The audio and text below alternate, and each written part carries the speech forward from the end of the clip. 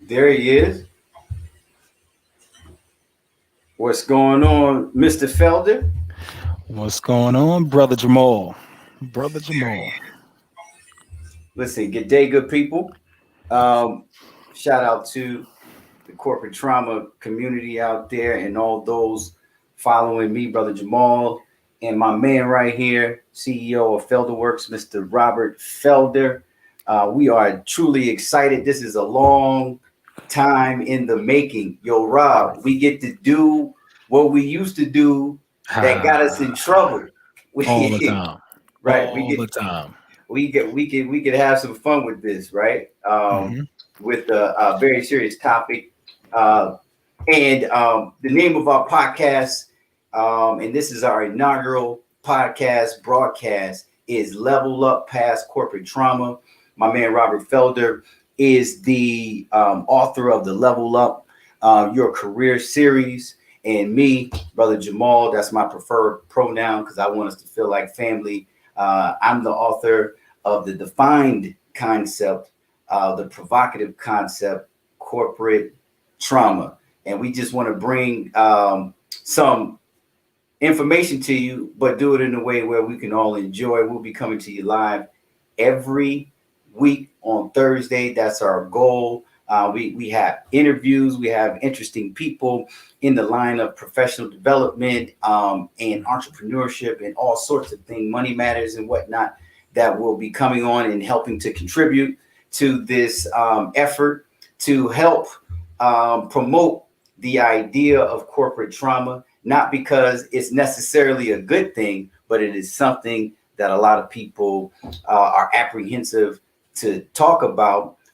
It is a provocative idea that a lot of people don't necessarily know how to define, and that's what we aim to do tonight and going forward. So I'm really juiced up. I'm really excited. Rob, what about you, man? Listen, I'm always excited, and I have to make sure I say this. If you have not had the opportunity to interact or hear Brother Jamal in any capacity, you are missing out. Right? You are completely missing out, not just because he has an awesome smile, but I'm talking about somebody who who has mastered the language of English.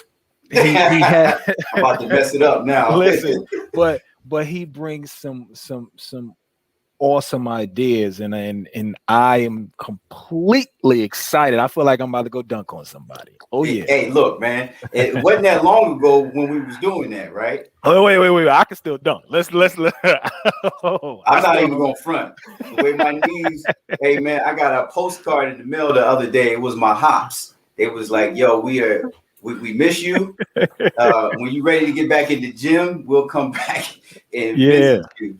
But man, the feeling is mutual, Rob. Mhm. I'm known around our circles as the facilitator, and Robert is known as the educator because he brings in a much needed, a very valuable perception from what we like to kind of throw around as a trope, which is the millennial generation, which is the group of people that represent, right, the paradigm shift.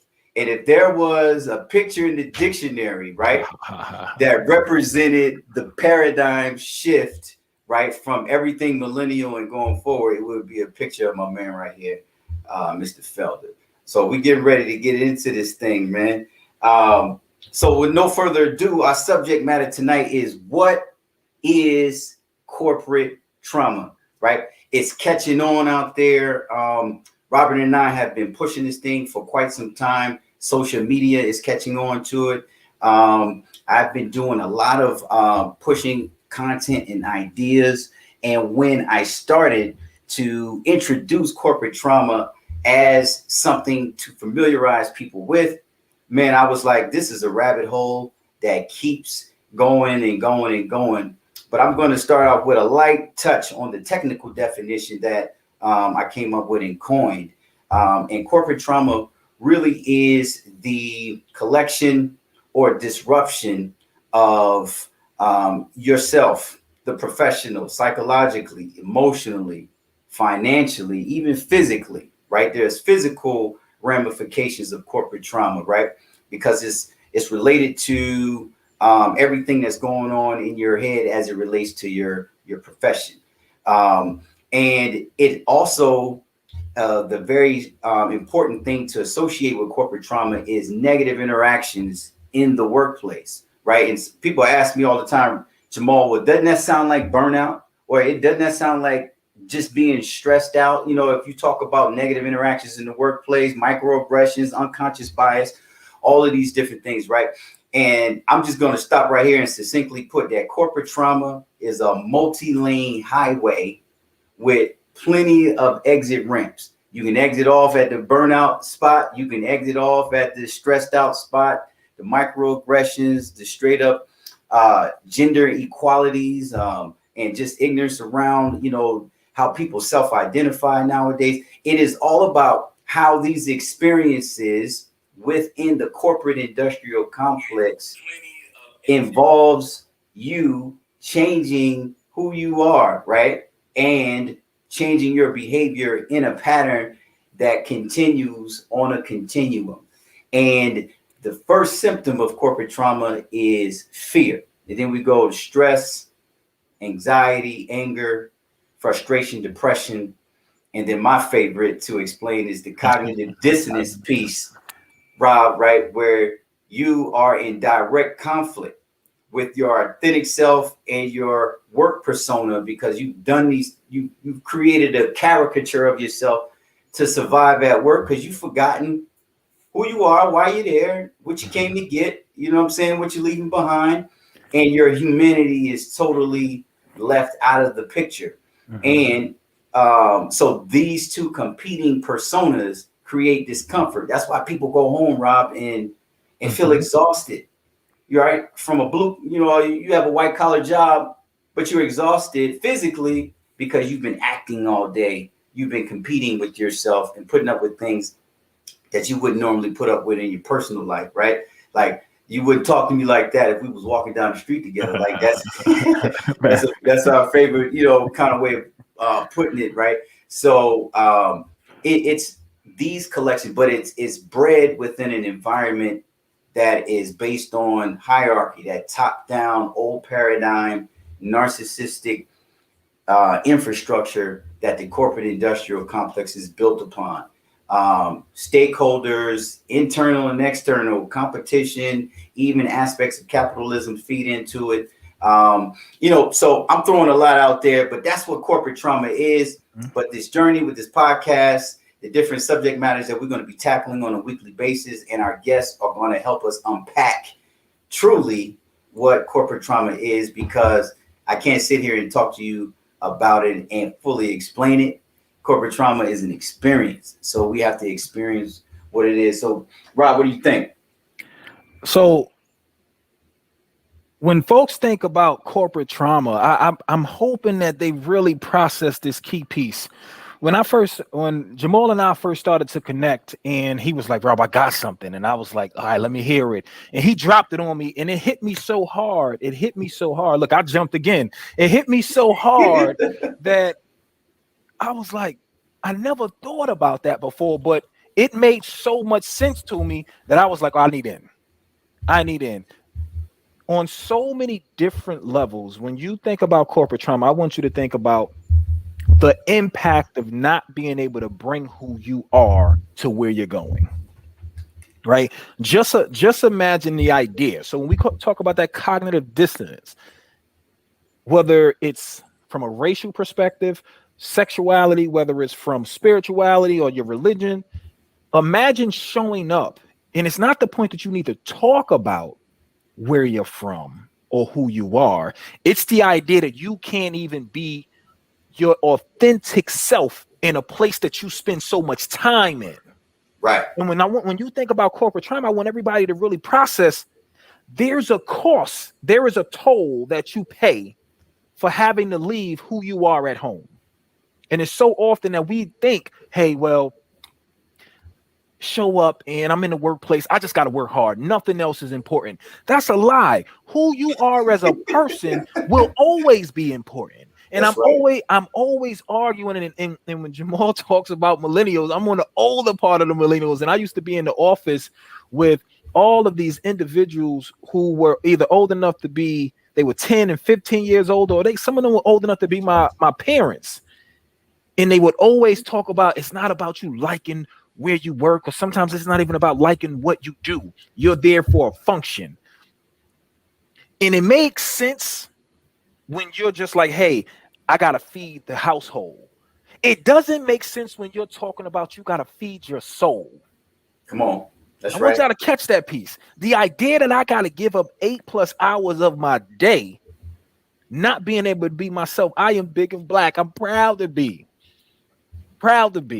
Inner city born and raised. Come on Right? now. From a single parent household for a very, very long time. Right. And there's things that I picked up along the way that allow me to be who I am. But some of those things may not make other people or allow they think they can't be comfortable with who I am. And we sit here and we make everybody else feel comfortable in the workplace, at our home sometimes, except ourselves.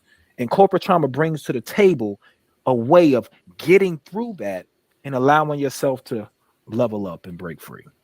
Now, that's what I love about what you bring to the table, Rob, is because corporate trauma, when we identify, see, the first step, right, is to identify and point it out. What is it and how is it influencing my professional existence?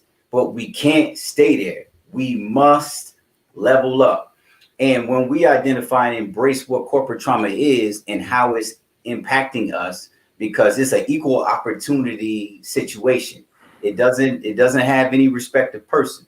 If you go to work and you go home and you don't remember anything else other than the fact that you got to go to sleep and get back up in the morning and do that same thing again, there's no fulfillment, there's no energy burning, there's no feeling like, yo, I left something on the table at work. I really wish I had time to go back and fill that void of something that I needed to do because you love what you do so much, or not even really love. I mean, people throw that around loosely, but what you do professionally is a part of you so much that you never really leave it, right?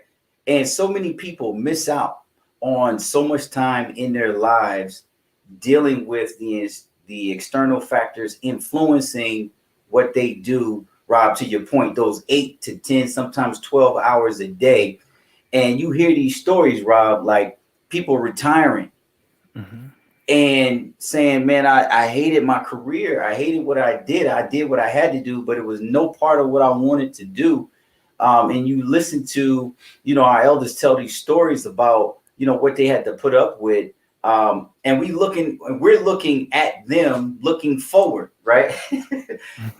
Man, is this what I have to set myself up? But you do such a superb job getting people to level out of that, and we're kind of transitioning from pointing out the wrong and identifying corporate trauma to really we want to force you.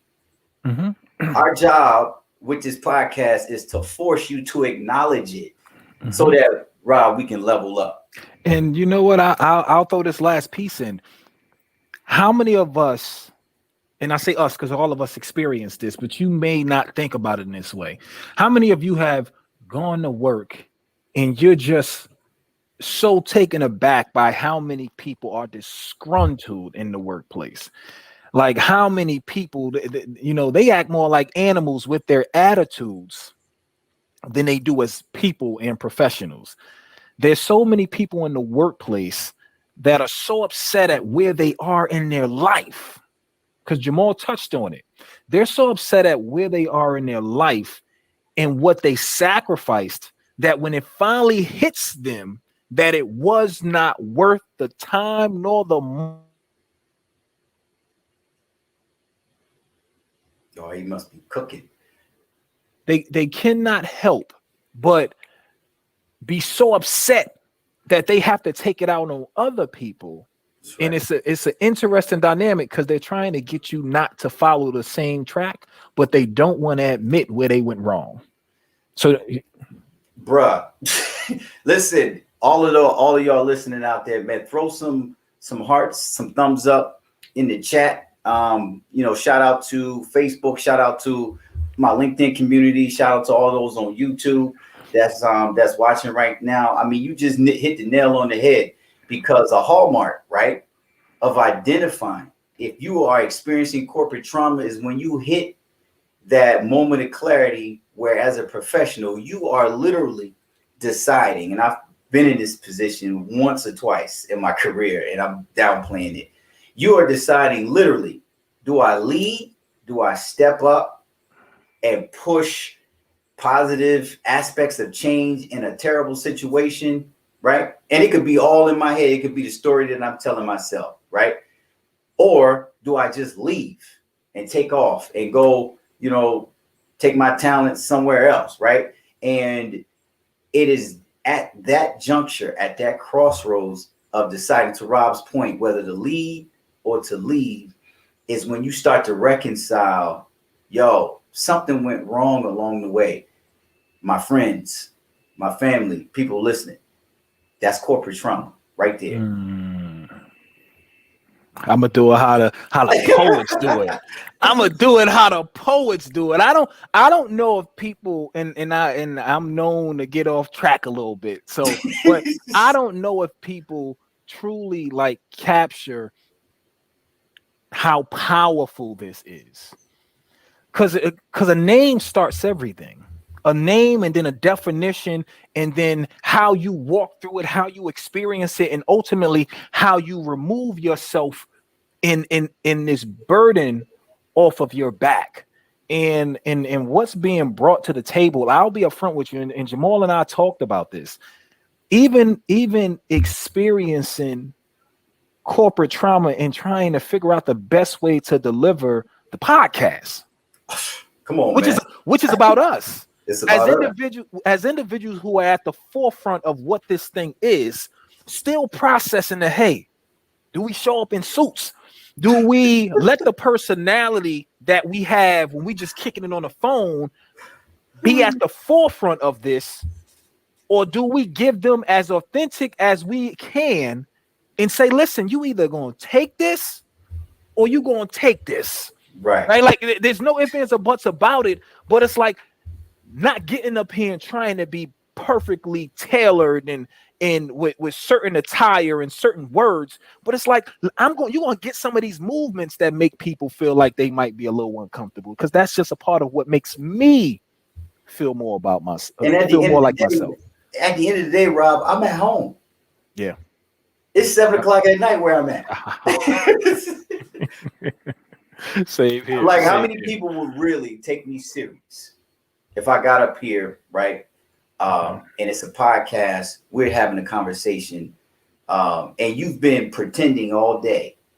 And then you get on this podcast and you watch me pretend.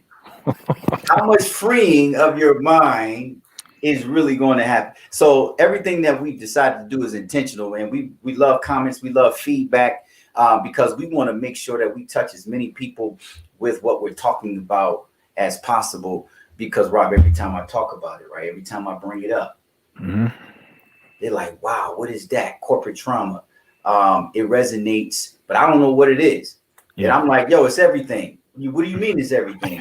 Everything bad that has driven you to change your behavior that at work, like, and we're not saying we're against being your best self and wearing the uniform and becoming a blank canvas. So it's about what you bring to the table as a professional, it's about your skill set, it's about your intellect. But at the end of the day, professional and person aren't two different things. You understand what I'm saying? There aren't, and even though, like, I talked about this on the corporate trauma word of the day, right? That all corporate means is a collection of what? People that are legally identified as one entity. But it's people, right? You can't get around that. The work that you do, right, Rob, is done with people in mind at the beginning, in the middle, and at the end. What does it look like? You pretend that you are less humane, or you leave as much as your humanity out of that experience as a professional, right? And then we become shells of ourselves, something that we talk about often, which is called the hollow effect, right? Hey, but I want to bring something up, man. Something that I heard earlier this week, Rob, that made me go.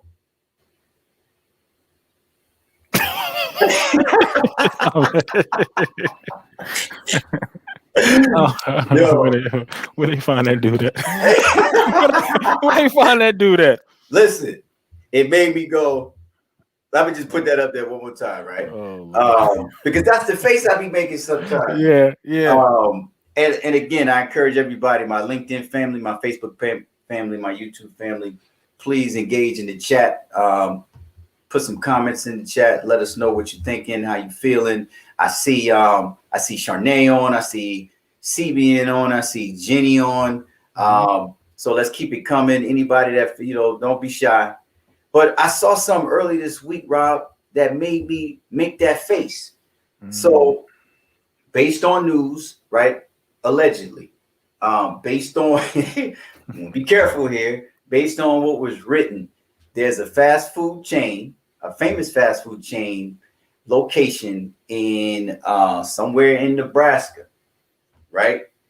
And the title of the story is "We All Quit."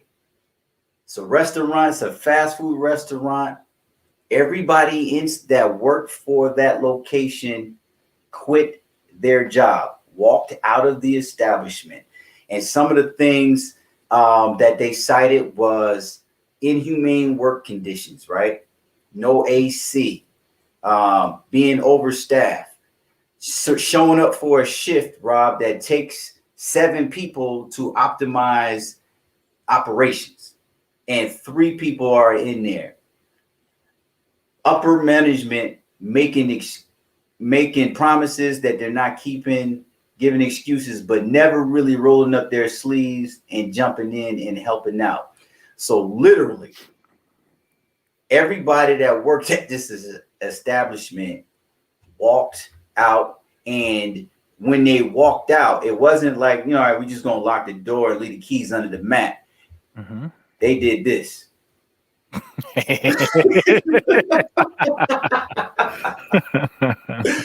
We all quit. Sorry for the inconvenience. Talk to me, Rob. Make sense of this for me. Listen, it's so straightforward, and when I listened to some of this, or I did some more research, one of the statements that popped up underneath this video was, "Oh, they are acting like kids. Just pull your sleeves up and get it done." The most interesting thing about it is, folks have more sympathy for those who spend money compared to having sympathy for those who spend their time. I want to make sure y'all catch that. The idea that, hey, man, if I was spending all that money, I just want people to work hard, like just get it done. Money is refundable. It is returnable. You can recreate it. You can flip it. You can spin it. You can burn it and find it again. Right. The time that we give, no one can give that back to you. No one that you can walk through a restaurant door with can give you your time back. So that's why CB said in the comments they were too nice. Listen, very much so. Very much so. The idea that somebody can tell, listen, man, just get the job done. Stop complaining, right? And the one thing that folks always say when they talk about raising minimum wage or changing up working conditions, people will tell you, well, if you don't like it, then leave. Well, guess what they did? They left.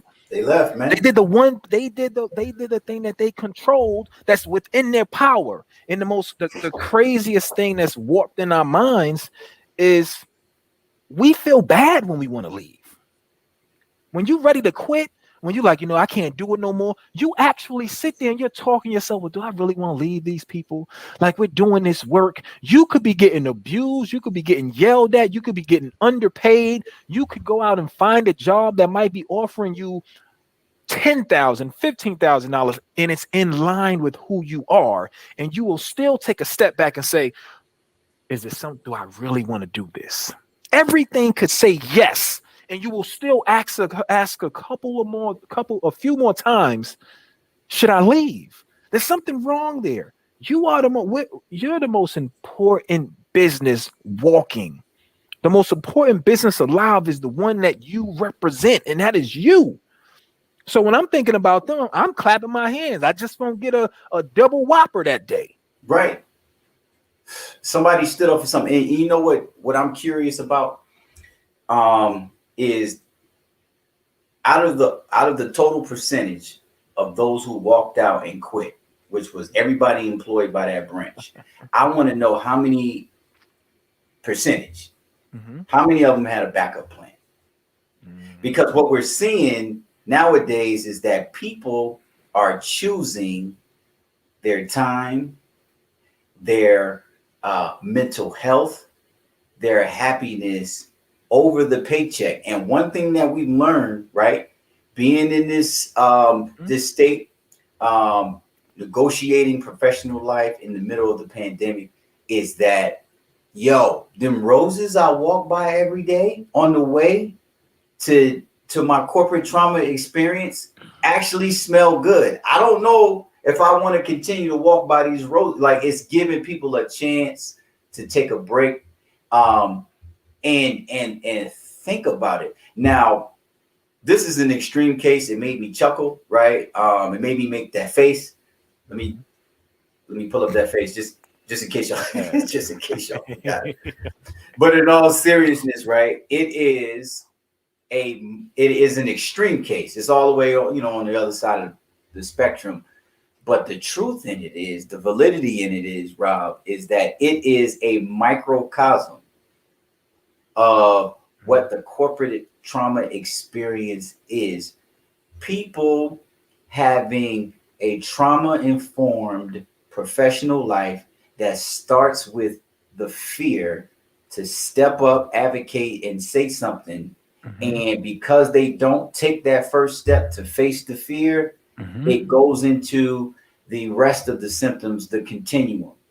You don't step up and say, like, yo, I need y'all to come fix this AC, right, up in here. And I need y'all to send somebody from the central office. Like, we can't get nobody in here part-time or something. Like, and because they just took it, right? Now you bombard the fact that, hey, I'm scared and I'm fearful because this is my livelihood. I don't know if I'm going to be able to rebound from this thing. So I'm not going to make a move right away in hopes that it's going to get better, even though signs are like it's not going to get better. They're not really, like, can you imagine reporting that and nobody coming to see about you? Yeah. But you're not going nowhere. So now, because you don't face that fear, it bubbles over into stress because I didn't do what I needed to do. Right. And then because now you're stressed, now that bubbles over into the anxiety because of the uncertainty. You don't even know what's coming next. Like, if I show up today, who's going to be at work? Because I've sounded the alarm and nobody has come and rescued me. And then what happens? You get there. It's the same situation or worse. What usually happens next? You get mad. And that's the fourth symptom. You get angry. And then because your anger doesn't alleviate anything, right? Boom, you're frustrated because now you're confused. You're still mad, but you're emotionally analyzing it. And so you're frustrated. Why didn't my anger fix it? And so now, and then you do something silly, like call out. There's three of y'all and you just don't go in. And now you leave your two allies at work by themselves.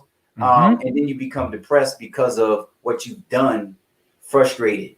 And then now, look, something will tell you, all right, I just got to suck it up and get through this because this is my job. No.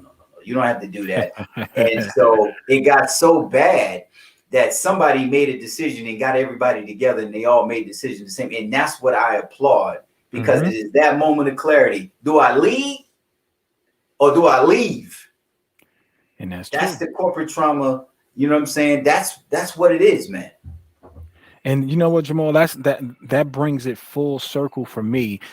The most important thing that we got to realize is that we also have power, right? And it's so often that in these relationships that we have, somebody is always relinquishing their power, That's correct. right? Ah, we don't have no power. Oh, but they're a big organization, they're a big company. The best thing that works in your favor is recognizing that you do control something, and that is your time. Right. And we may spend time watching TV and figuring out how we don't like this political party and that political party, right? And well, oh, we're not gonna put up with this. And then you go to work and you getting smacked upside your head. I don't know if people process it like that. Oh man, I don't like Trump, or I don't like Obama, or I don't like Joe Biden, or I don't like Kamala Harris, and all these other things. And then you go into work and you work directly with someone who embodies all the things that you don't like. And you put your head down and you type away because somebody told you to get the check, to get the bag, to get the coins. Then you have to put up with stuff. You gotta grind. You gotta put up with it. And I'm telling you now, I don't know if the folks who are older or the folks who are in power, right, realize that the paradigm is truly shifting. We've been out here mentoring young folks for so long, right, that now they're starting to turn around and they're like, yeah, Rob, I'm leaving early. I'm like, what you mean you're leaving early? Yeah, I saved up enough money. I remember what you told me before I graduated from college, and I'm done. I'm not doing this no more. They don't appreciate me. And then two, I think they loving more of what's going on than I am. I'm done. I'm not doing this. I'm not gonna be like my mom. I'm not gonna be like my dad or my grandfather or my grandmother. I'm going to live for me. And Jamal, I'll ask you this. I'm gonna ask you this question. Okay. Because there's so many folks out here right now who they're like, why are there so many open jobs? It must be because of unemployment. Folks are getting this extra $300 a week. What do you think about that? It's an interesting conversation, right? Mm-hmm. And it goes back to the stereotype that we face, or that I face, and I'll speak for myself. There was an old, ugly stereotype, right, that I had to confront when going into the corporate industrial complex. And that was that a lot of African-American males or Black men are considered lazy, right? Mm-hmm. And then I had to unpack why is that a trope? Why is that even a thing? Mm-hmm. And then you listen, you do this research as to why, what I'm saying, because I'm a professional development person. I want to give people leadership training and help them understand what to avoid and what stereotypes is out there. And when I started to unpack why people from my demographic were considered lazy or not dependable or unreliable, it was all trauma-informed behavior. Mm-hmm. And I realized that my demographic don't produce lazy people because lazy people don't come through the type of situations that we have to deal with innately from our culture, from our experience. Mm-hmm. That is not an indication of laziness. Mm-hmm. What people are is tired. It's fed up, right, and exhausted, and mm-hmm. tired of using the age-old adage of be strong mm-hmm. and push through. Like something I always hear you talking about, be strong and push through. And it's temporary. Pain mm-hmm. is, you know what I mean? All that stuff. But that mental anguish and the commodity of time that we don't mm-hmm. get back, mm-hmm. it's not going to go away just because you waste it. You know what I'm saying? And people, right. I love this comment here. People talk themselves out of leaving toxic situations every day and then go back to work and complain the next day. So you said they'll complain about the person they don't like, but mm-hmm. I'll go back and put up with it again, right? Yeah. And become exhausted. And now I'm shortening my day on both ends. I'm coming in late and I'm leaving early. So now I got the lazy moniker, unreliable moniker mm-hmm. tagged to me. But what it really means is because of my experience and what I'm deciding to put up with, because of the corporate trauma I haven't identified, I don't really like myself. It's not the dude I'm working for. It's not the individual I'm working for that I don't really like.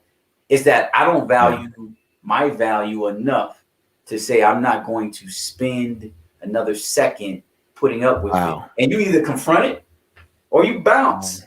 So ultimately, Rob, people are bouncing. So ultimately, you're killing yourself off. Yeah, go ahead. My bad. I had and I'm gonna turn it back over to you. I had the opportunity, right, to put a couple of people recently through the corporate trauma training. Nice. And as a result of it, like moment of clarity and decisions that they prolonged making was like, nah.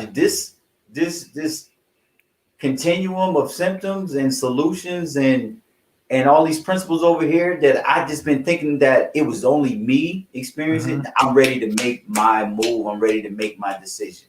And some people didn't have backup plans. Some people didn't. Some people didn't care. Some people was like, I'm gonna give one more try. I'm gonna ask. I'm gonna put out there what I need. If I don't get it, I'm out. Right? I'm like, wait. Are you sure? My mind was made up a long time ago. You just introduced me into the decision that I had already made. I'm like, oh man, that's not what I was thinking about. Yeah, I had to learn from that. I'm with it. Here's the craziest thing about it. What you just shared around how people interact with work and corporate trauma and then accepting it and then being called lazy, the whole entire demographic that we represent, then that bleeds in the culture. Right? It bleeds so deeply in the culture that, and this gonna be a hot button one, and I know I'll probably rub some people wrong, but I'm gonna do my best to say this the right way.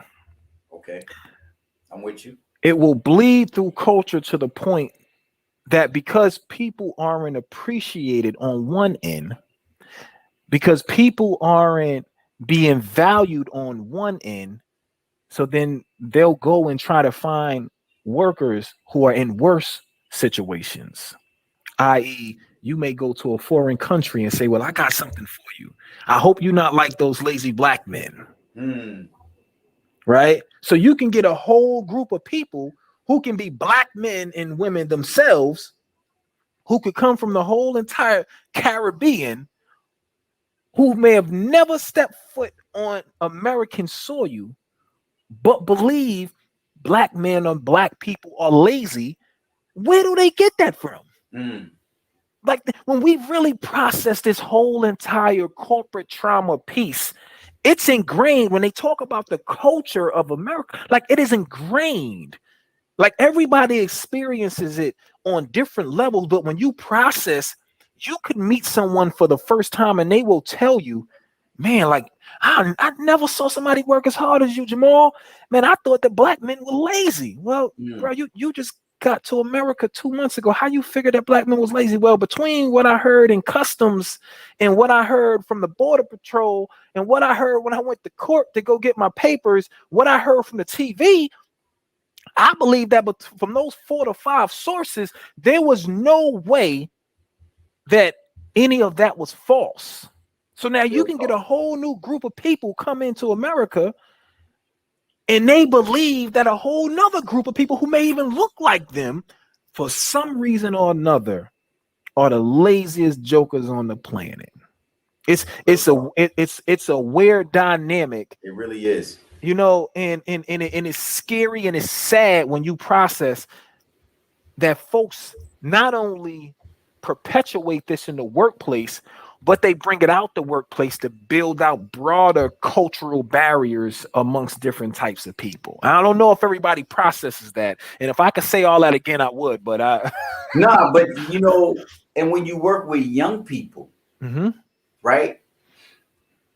Like we do, some of our young scholars are the progeny of people who were bombarded with that misinformation. Yes. And then when we sit and talk to them and they're struggling for one thing or another because, you know, my mom wants me to do this or my dad wants me to do this. I want to, you know what I mean? they say I need to go and go pre-med, but I really want to get this education degree. Like, you know, the stories, like, Yep. and then you start to unpack it, and you start to see them have to experience life through the eyes of their parents. Yes. And we have to, you know, kind of help them process that, and the old added stereotypes of late, don't be like them. And Correct. it only took one generation, right? It only took two generations for the things that they were warning their children about to visit their children in the same place. Correct. That they were told that the people that look like them aren't necessarily the most ambitious people, right? Now, that's it's not just trauma. a weird dynamic, and it really, it's just a weird dynamic. And but you know what? I always say this, man. The problem, right? The problem is complicated. It is very. It's nuanced, right? It's layered. It's diverse, but the solution is really, really simple. Yep. Right? Teach people, educate people on how they can look inward and find what they resonate with and connect them to it on the outside. Because if they love what they do, they'll never feel like they're at work. So we eliminate for this example, the stereotype of laziness, right? We eliminate all of that, because what we're seeing now in some pockets of the corporate industrial complex, you can't make people stop working. They love it. They love the freedom. I got a laptop, I got a hotspot, I got a cell phone, I got my internet and my data plan reimbursed. I don't have to see narcissistic John and insecure Mary. I don't have to see none of them people. None of them. Just work. None of them. And they're killing it right now. More profitable, saving money. They're happier. They're free, man. And that's the other side of the set. That's the other side of the spectrum. You trying to get us in trouble, because also when you think about it, then why, if that's the case, then why are they trying to force people to go back into the office? Because if everything that you said is true, then why is Jamie Dimon? He done said a name, though. I'm sorry.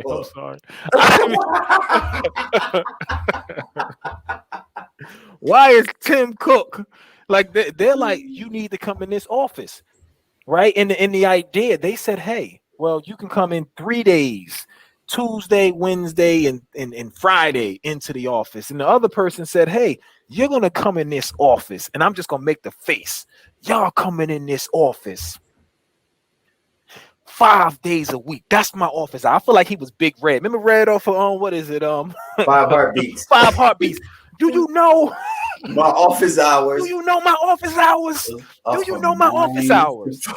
Right? So the idea that, yo, I want you in the office 20 hours or 20 days a week, period. 20 days a month, period. Yeah. I want you in there 20 days a month.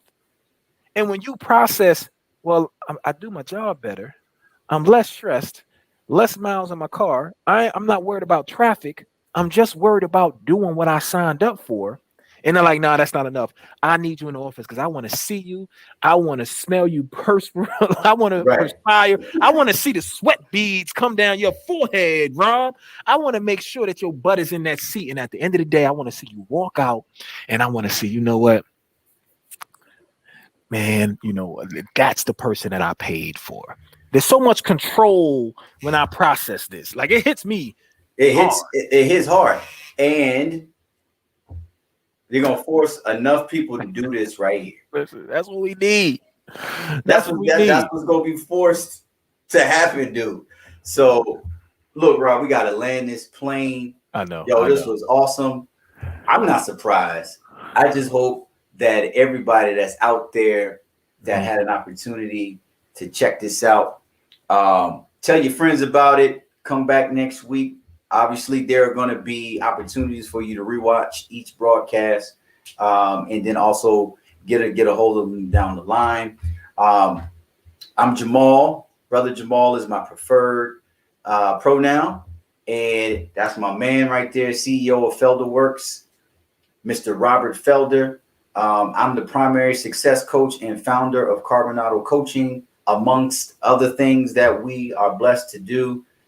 This is how you can get in contact with us.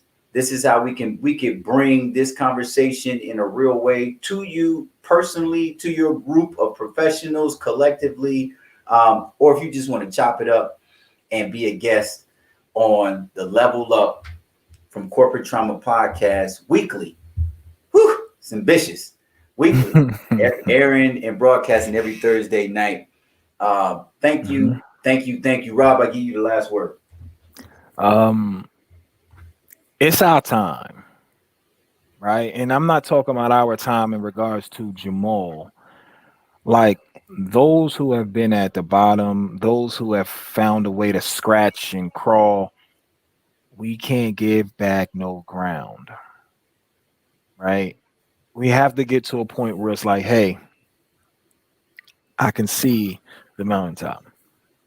And we really gotta be willing to go the extra mile. And corporate trauma is a part of that. And I hope that you all really, really dig deep and just ask yourself, is there something that I'm internalizing that's hurting me and mine that has a direct correlation to what I do at work? Absolutely. Tune in next week, y'all. Tune in next week. Our subject is going to be breaking down the corporate industrial complex. I know you may not have ever heard that before, but we're going to break that thing down. And we have a special guest, Mr. Rakim Sabri, who is putting out a new ebook, How I Fired My Job, Escaping Corporate Trauma. Can't wait for that. We'll see y'all when we see y'all. Please leave your likes, your feedback, your thumbs down, even tell your friends. Let's do this again. Corporate trauma acknowledgement is not a conversation, it's a movement. And like Rob said, let's take our power back. Later. Let's go, Phil.